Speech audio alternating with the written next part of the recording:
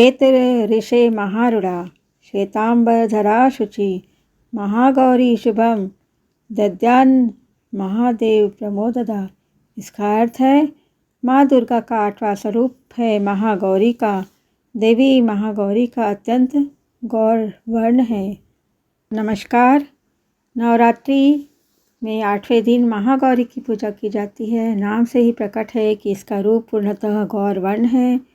इनकी उपमा शंख, चंद्र और कुंद के फूल से की गई है जो कि सफ़ेद होते हैं। नवरात्र अब अंतिम पड़ाव पर पहुंच चुका है। आज माँ दुर्गा के 8वें स्वरूप महागौरी की पूजा की जाती है। 8वें दिन महागौरी की पूजा देवी के मूल भाव को दर्शाता है। देवी भागवत पुराण के अनुसार माँ के 9 रूप और 10 महाविद्याएं सभी आदिशक्ति के अंश और स्वरूप है, लेकिन भगवान शिव के साथ उनकी अर्धांगिनी के रूप में महागौरी सदैव विराजमान रहती है। इनकी शक्ति अमोघ और सदैव फलदायी होती है। नवरात्रि की अष्टमी तिथि को विशेष महत्व दिया जाता है क्योंकि कई लोग इस दिन कन्या पूजन कर अपना व्रत खोलते हैं। और ये वर्ण पूर्ण रूप से गौर अर्थात सफ़ेद है और इनके वस्त्र आभूषण भी सफ़ेद रंग के हैं।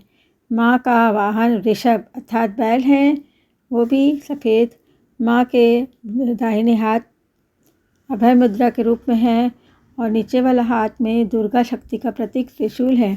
महागौरी के बाएं हाथ के ऊपर वाले हाथ में शिव का प्रतीक डमरू है। डमरू धारण करने के कारण शिवा भी कहा जाता है।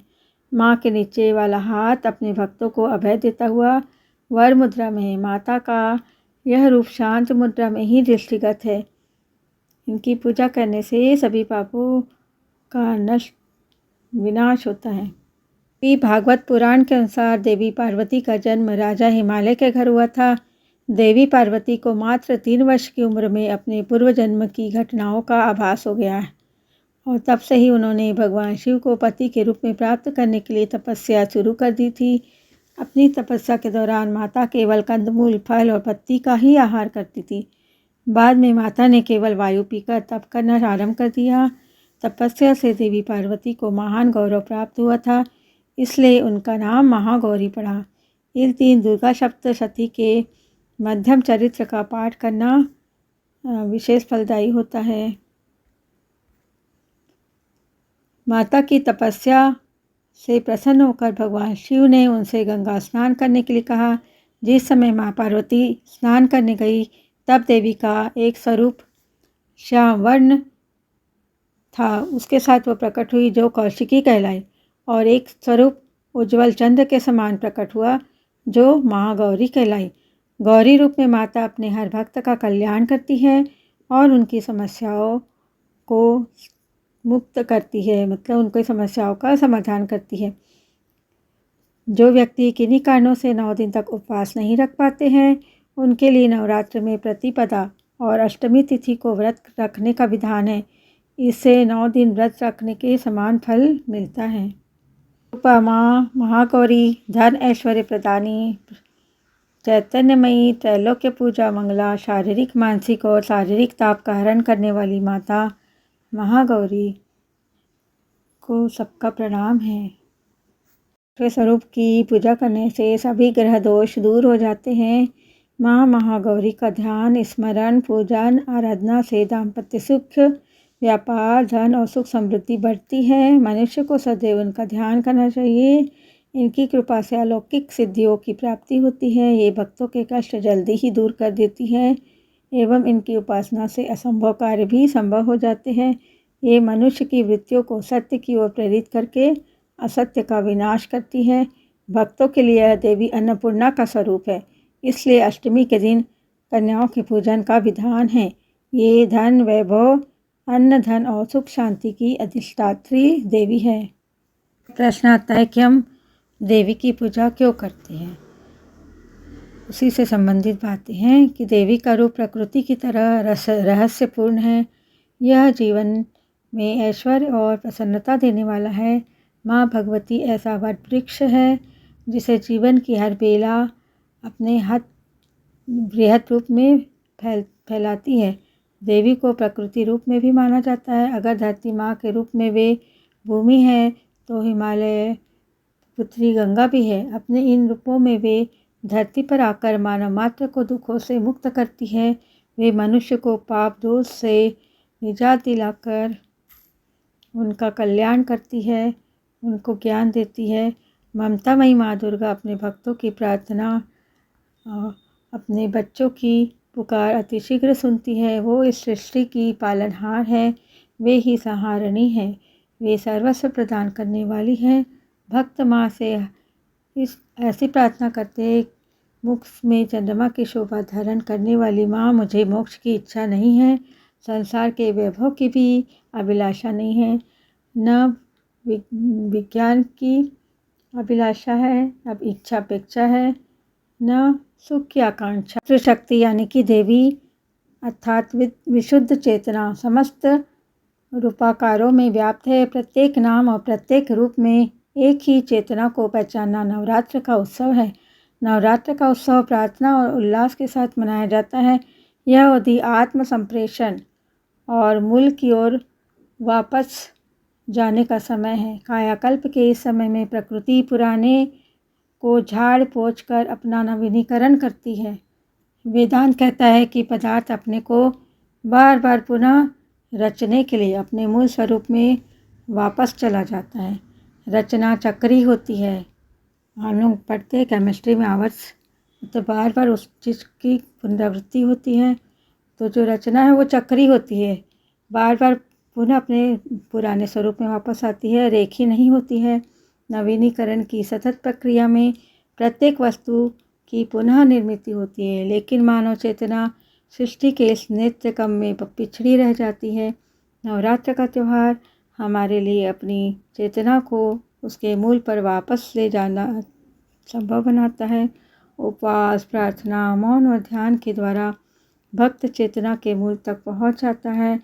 अस्तित्व के 3 स्तरों पर यह हमें राहत पहुंचाता है, भौतिक, सूक्ष्म और कारणात्मक, ये 3 स्वरूप है। नवरात्रि पर हम उपवास और ध्यान करते हैं।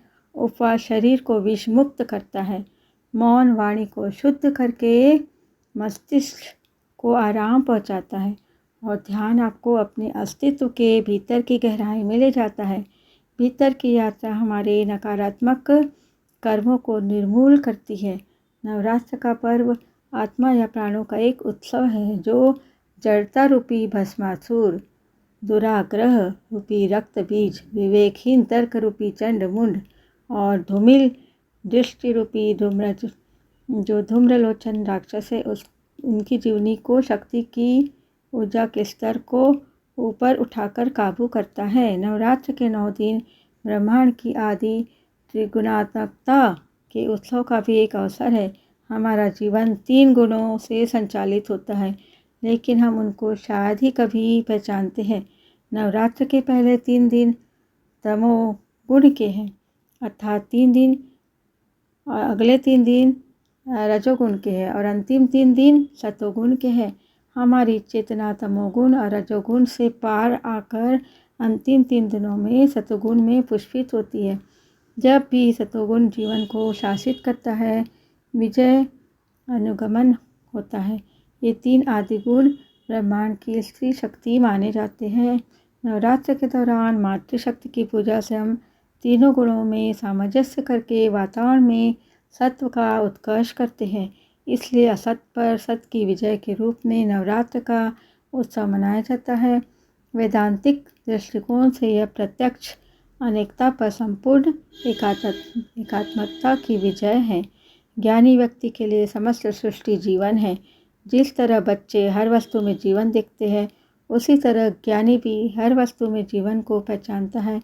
मातृशक्ति अर्थात देवी अथवा विशुद्ध चेतना समस्त रूपकारों में व्याप्त है, और सारे नाम उसी के हैं। प्रत्येक नाम और प्रत्येक रूप में एक ही दैविकता को पहचाना ही नवरात्र का उत्सव है। इसलिए अंतिम 3 दिनों में जीवन और प्रकृति के सारे आयामों को सम्मानित करने वाली विशेष पूजाएं संपन्न की जाती है। काली प्रकृति की सर्वाधिक भयानक अभिव्यक्ति है। प्रकृति सौंदर्य का प्रतीक है, लेकिन इसका एक रूप भयंकर भी है। अद्वैत की सकृति मन में समस्त संपूर्ण की स्वीकृति बनकर मन को शांत कर देती है। मातृशक्ति की पहचान केवल प्रकाशमयी बुद्धि नहीं बल्कि भ्रांति भी है। यह केवल समृद्धि यानी कि लक्ष्मी नहीं है, बल्कि भूख और प्यास भी है, क्षुधा है और तृष्णा भी है। नवरात्रि का पर्व बहुत ही पवित्र माना जाता है। कहते हैं कि इन पूरे 9 दिनों तक माँ दुर्गा की पूजा करने से व्यक्ति को माँ का आशीर्वाद मिलता है। माता के प्रेरक जीवन ने लाखों लोगों को ताकत दी है। देवी दुर्गा ने हमें सिखाया है कि शक्ति स्वतंत्र है और इसके लिए जिम्मेदारी लेनी होगी। ऐसे में अगर आप भी अपनी लाइफ में माँ के जीवन से जुड़ी कुछ बातें अपना लें तो आप अपने जीवन में महान व्यक्ति बन सकते हैं।